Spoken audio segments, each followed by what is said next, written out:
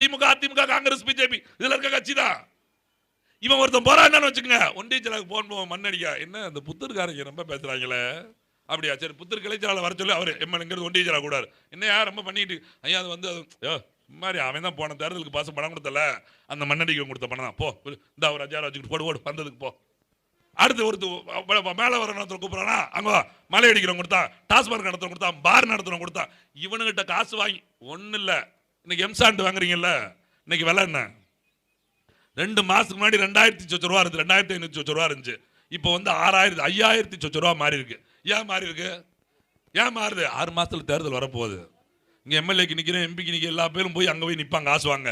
தேர்தல் நிதிக்கு 50 லட்சம் கொடு, 20 லட்சம் கொடு, 40 லட்சம் கொடு, லட்சமா கொடுன்னு போய் நிப்பான். எப்படி கொடுப்பா? அவன் நம்ம தலையில தான் கட்டிவான். அதனாலதான் எம்சாண்ட் விலையை ஏத்தி டபுளா ஏத்தி இந்த 6 மாசம் சம்பாதிக்கிற காசை இந்த அரசியல்வாதிக்கு கொடுக்குறோம். கேட்டு பாருங்களேன், நீங்க குவாரி நடத்துறோம் போய் கேட்டு பாருங்க.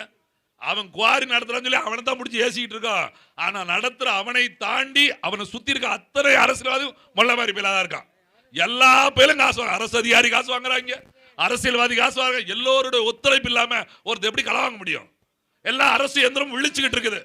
நாட்டில் சட்டம் பாதுகாப்பு இருக்கு, எதுவும் திருடுற போய் விழிச்சிருக்குன்னா எப்படி ஒருத்தர் திருட முடியும்? ஒருத்தன் அப்படிக்கா இருந்து ஒரு ஊருக்கு மேற்க திருடிடுவானா?